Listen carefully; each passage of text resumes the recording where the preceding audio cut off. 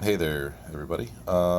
Just a quick video what I do with Bacter AE and Shrimp Fit. That is from Glass Garden.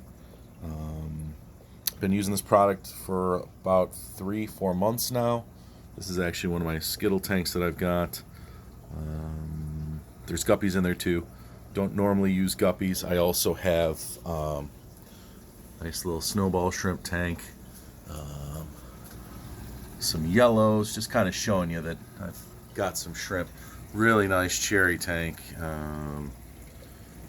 So this is how I feed them. I'm just going to show you in the Skittle tank just because it's bigger and a whole lot prettier. So with the Bacter and the Shrimp Fit, I started with the Bacter. I bought the Shrimp Fit. There's also a baby shrimp. I'm probably going to buy that in a little bit. What I like to do is I should have taken the top off beforehand.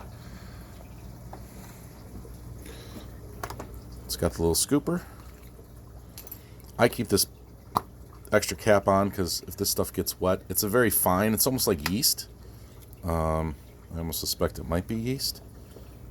But I take a little scoop, about that much. They tell you to do a whole scoop or whatever. This is about how much I put in. And actually, I picked up these. They look like test tubes, and one would think they're test tubes. I spilled a little bit. That's okay.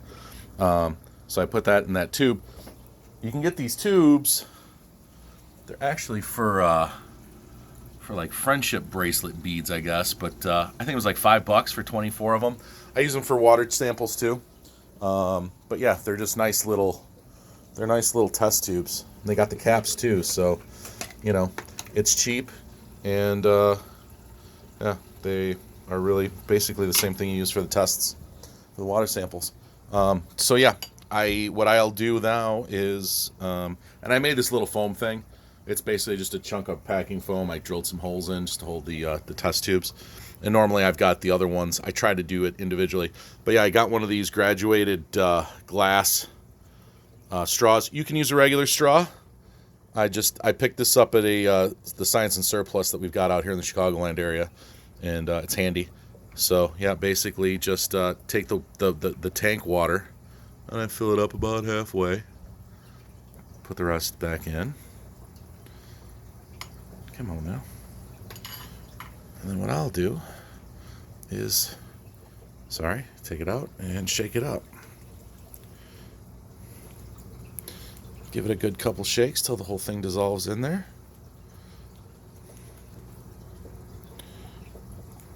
Got a little bit left on the bottom there. And sometimes I'll refill it again. But then what I like to do is I'll just kind of drop some bombs around in the tank. And a lot of people complain, oh, it makes my tank cloudy. You know what? It all dissolves in. So basically what you're doing now is that super fine dust is now spreading nicely around the tank. The guppies eat it too. They like it. They like everything. They're guppies. But yeah, spreads it throughout real nicely. And that's how I do it. Because basically what this Bacter AE is doing is just making a nice film for those shrimp to swim around in. I've probably got, I don't know, there's probably about 20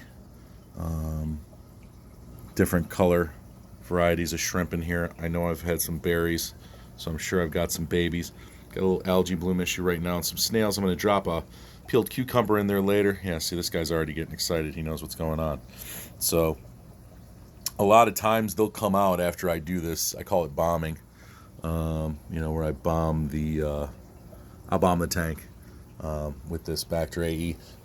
Depending on your level of confidence on your different tanks, I usually suggest that you. I use the same straw, but I usually suggest that you use the water from the tank that you put in your tank. Yeah, look at this guy; he's already up on top, going all sorts of nuts. So, yeah, this is a planted tank that I did. I did this about 4 or 5 months ago. But yeah, you can see everybody's coming out. dinner bell's ringing, boys. They love it. They really do love it. It gets them out, you know. Yeah, all of a sudden, they're all coming out of the jungle here. There's actually a cave in the far back that you can't even see. Kind of made a little shrimp cave, but yeah, they dig it. Yeah, now they're starting to do the scoot. So this dude's doing the swim around. I like to drop it on the plants if I can, just because then it just gives that extra go. The tank, I basically just planted a few of these grasses around the rocks that you can't even really see anymore with the stratum from that's a Fluval Stratum is what I used. You got to be real careful with it. It's got a consistency. Yeah, I did it. On this one I did a Fluval pool sand combo. I put the pool sand on the bottom. Just put a little of this on top. This one I planted probably 2.5 months ago. It was a quick cycle. I got a lot of the floating plants, so it was in nice shape. And I actually picked these snowballs up unexpected. Look at that saddle. Ooh-wee. I know I've got a couple berries floating around in here too. A few of them are buried. Yeah, there she is in the back. So yeah, there she is with some berries. She's kind of chilling out. I gotta get her some food. She's probably wondering where her breakfast is.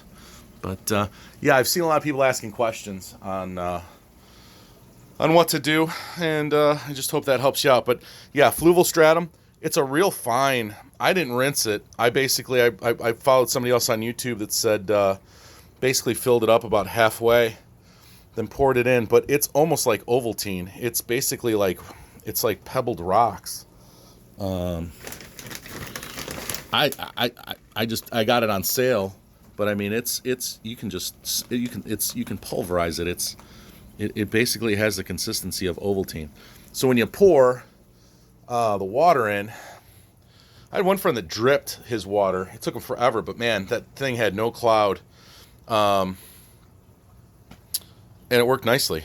And I basically just laid a plate down and just real slow poured with like a 2 cup. I mean, it was super slow, but you know, you can either do that or you're gonna have a big cloudy frickin' wreck. And it's settled in. I mean, it's not making a big mess. Look at that guy. Yeah, everybody's coming out. It's dinner time. Time to eat some good stuff. This little dude's just cooking.